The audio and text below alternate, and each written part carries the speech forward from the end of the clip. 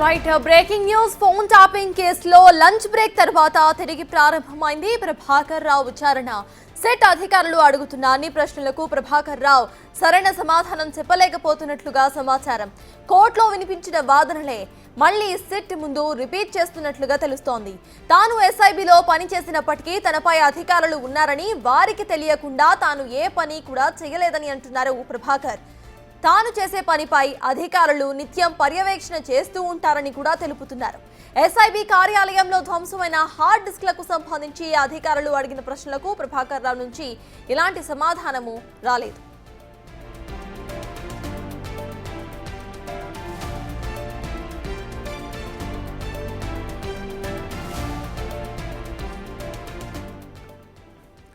CS phone topping కేసుకు సంబంధించి ఒక బ్రేకింగ్ అప్డేట్ చూస్తున్నాం. లంచ్ బ్రేక్ అనంతరం కూడా తిరిగి ప్రారంభమైంది ప్రభాకర్ రావు విచారణ.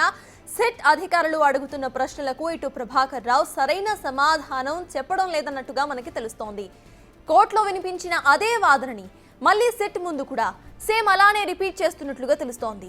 అయితే తాను ఎస్ఐబిలో పనిచేసినప్పుడు తన మీద కూడా అధికారులు ఉంటారు, తను ఏ పని చేసినా కూడా తనపై అధికారుల పర్యవేక్షణలోనే ఉంటుంది అంటూ కూడా ఇటు ప్రభాకర్ రావు చెప్పే ప్రయత్నం చేస్తున్నట్టుగా తెలుస్తోంది. ఇక మిగతా అన్ని క్వశ్చన్స్ కు కూడా ఆయన ప్రశ్నలకు ఆన్సర్స్ దాటవేస్తున్నట్టుగా మనకి తెలుస్తోంది. ఎస్ఐబి కార్యాలయంలో ధ్వంసమైన హార్డ్ డిస్క్లకు సంబంధించి ప్రభాకర్ రావు ఎటువంటి ఆన్సర్ కూడా ఇవ్వనట్టుగా తెలుస్తోంది. అయితే ఇంతకు ముందే మనం అనుకున్నాం ప్రభాకర్ రావు ఆల్రెడీ ఆయన ఎన్నో ఇన్వెస్టిగేషన్స్ చేస్తున్నారు, సో ఈ ఇన్వెస్టిగేషన్ లో ట్విస్ట్ చేసే అవకాశం ఉంది అని అనుకున్నాం. సేమ్ అలానే ఆయన ఆన్సర్స్ ను దాటి వేస్తున్న సిచ్యువేషన్ చూస్తున్నాం.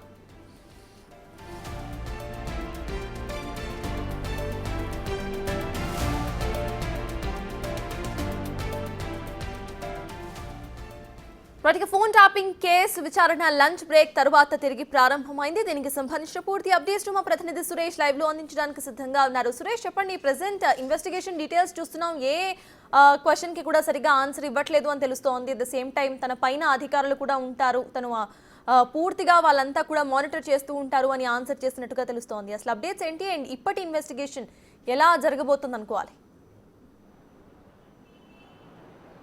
ఉదయం 11:30కు ప్రారంభమైన విచారణ 2:30కి బ్రేక్ ఇవ్వడం జరిగింది. ఆయన లంచ్ చేసిన తర్వాత తిరిగి 3 గంటలకి మళ్ళీ విచారణ ప్రారంభించారు.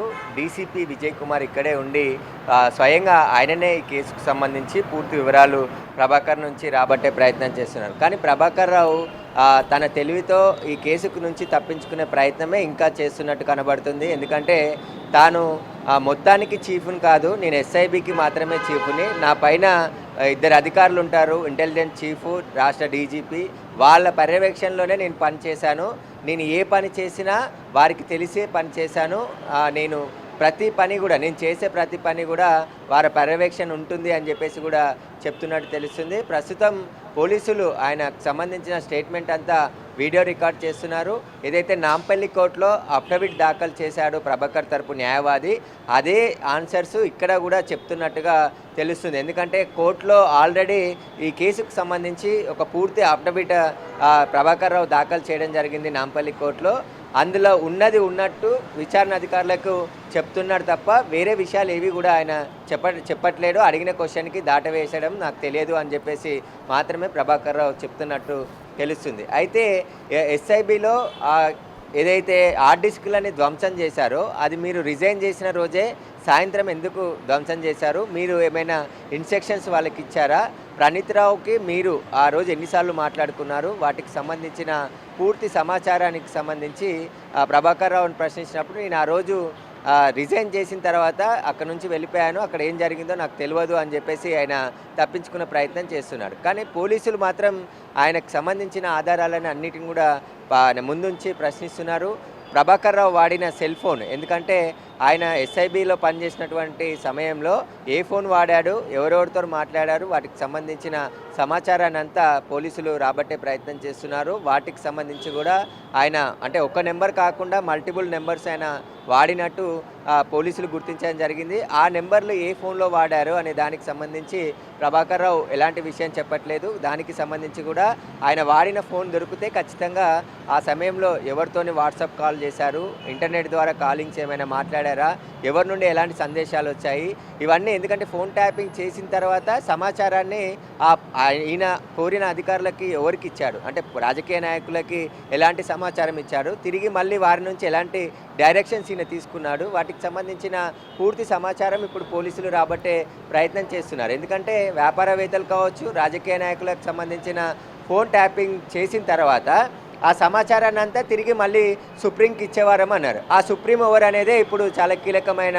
అంశం. ఎందుకంటే సుప్రీం నుంచి ఆదేశాలు తీసుకోవడం, దాన్ని అమలు చేయడం, మళ్ళీ ఆ సుప్రీంకి డేటానంతా కూడా ఎక్కడెక్కడ ఫోన్ ట్యాపింగ్కి పాల్పడ్డారు, వారి సమాచారము ఏం జరిగింది, ఎవరితో మాట్లాడారు, అదంతా కూడా మళ్ళీ ఆ సుప్రీంకి ఇచ్చామని చెప్పేసి కూడా ప్రభాకర్ రావు కింది స్థాయి అధికారులకు చెప్పినట్టు తెలుస్తుంది.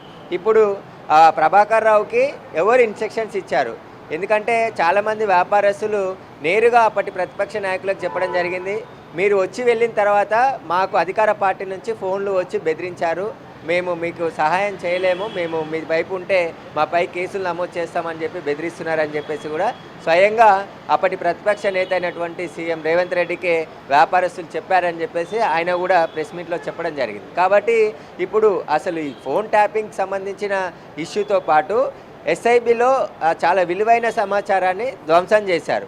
ఆ ధ్వంసం చేసిన సమాచారంలో ఎప్పటి నుండి సేకరించిన సమాచారం ఉంది, ఎందుకు అంటే ఒక డిఎస్పీ స్థాయి అధికారి ఎస్ఐబి కార్యాలయంకి వెళ్ళి సీసీ కెమెరాలు ఆఫ్ చేసి ఆ తర్వాత కరెంట్ ఆఫ్ చేసి అక్కడ ఉన్న హార్డ్ డిస్కులు డాక్యుమెంట్స్ అన్నిటిని కూడా తీసుకెళ్ళి తగలబెట్టేసి మూసిలో పడేసేంత ధైర్యము ఒక డిఎస్పీ స్థాయి అధికారి చేయడు. ఎందుకంటే ఇప్పుడు ఎవరైతే ప్రభాకర్ రావు చెప్తున్నాడో పై అధికారులని, డిఎస్పీ ప్రణీత్ రావు కూడా నా పై అధికారులు ఉంటారు, నేను ఏదైనా చేస్తే పట్టుబడతాననే ఖచ్చితంగా భయం ఉంటుంది.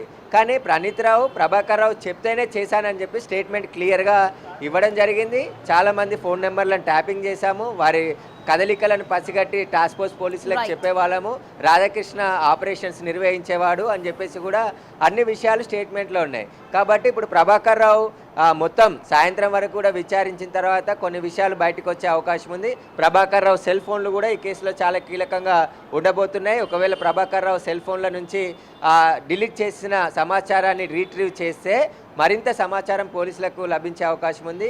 రాజకీయ నాయకుల పాత్రపైనే ముఖ్యంగా ఇన్వెస్టిగేషన్ కొనసాగుతుంది. Thank you Suresh.